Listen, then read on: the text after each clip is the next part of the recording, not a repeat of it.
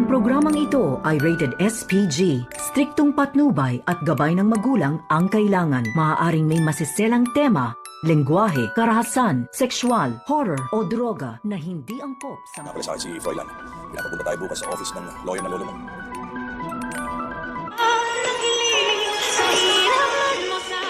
Narito nang ang ating pakabangan mamaya ngayong Huwebes sa Abot Kamay na Pangarap.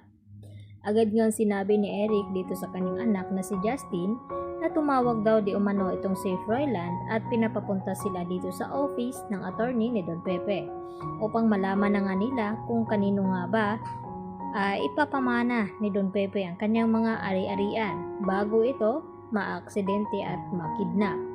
At laking gulat naman ng mga ito nang magkaharap-harap na. Dahil dito rin nakilala ni Moira ang anak ni Giselle na nagawa niyang ipamigay. At dito naman na tila hindi rin nagpapatalo itong si Justin dito nga kay Moira.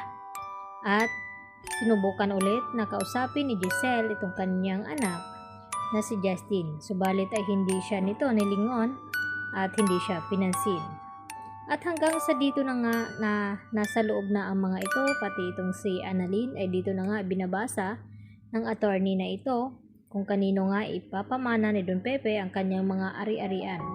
At una ngang binanggit dito ni attorney ang mamanahin dito ni Annalyn na ito ngang parte ng Cebu, 10 million pesos ay mapunta nga dito kay Annalyn.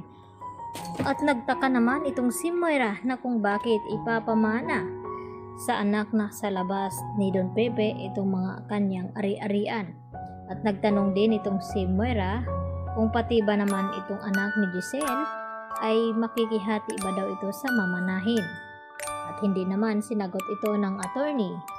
At dito naman na nagulat ang lahat nang sabihin nga ng attorney na ito na tinanggal na nga itong si Zoe na bilang makakatanggap ng mana ni Don Pepe. At pati itong si RJ ay nagulat sa desisyon ng attorney na ito dahil yun ang nakasaad sa last will and testament ni Don Pepe na nararapat lamang sa tunay na anak mapunta ang kanyang kayamanan.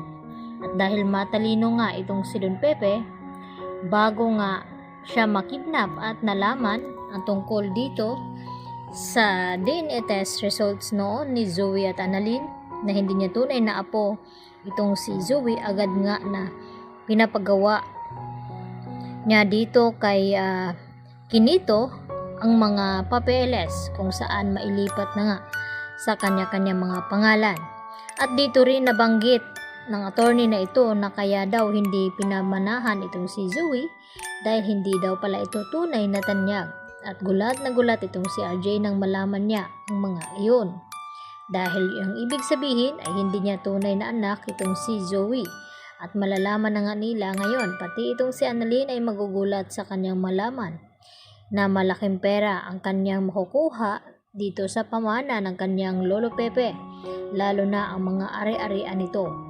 At ang kay Justin naman ay itong Apex Hospital, kaya naman siya ang magiging new co-owner.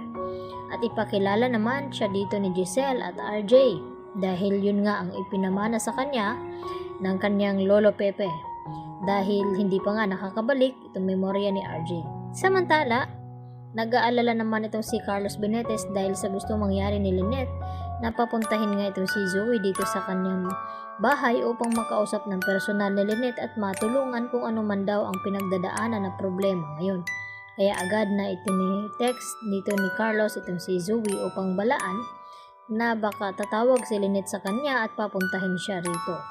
Kaya baka mabunyag ang kanilang sikreto, kaya mas mainam na wag na lamang pumunta itong si Zoe. Kaya naman ang ating pagkatutukan at abangan mga kapuso kung ano ang magiging kahinatnan dito sa hindi pinamanahan itong si Zoe dahil hindi naman daw mahalaga kay Zoe itong mga pera ni Don Pepe dahil konsensya na nga siya nito. Yan lang po at marami pong salamat. Bye-bye!